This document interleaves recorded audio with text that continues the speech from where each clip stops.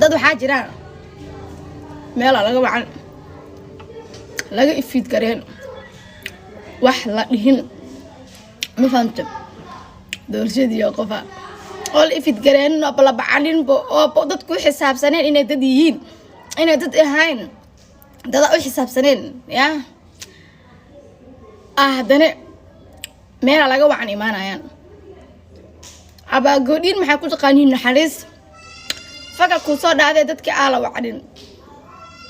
ha geliso maanta ayuu banaanada taagan ha geliso meeshii markii la tagay kadibna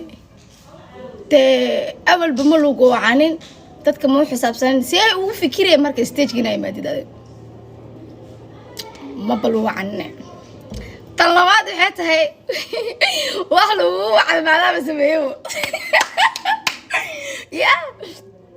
wax lagu wacay maadaama sameeyo qof oo caynayo oo waxa la magaciisa masiibo maalin ku raacay maanta hadaa aragtid dhoola cadeen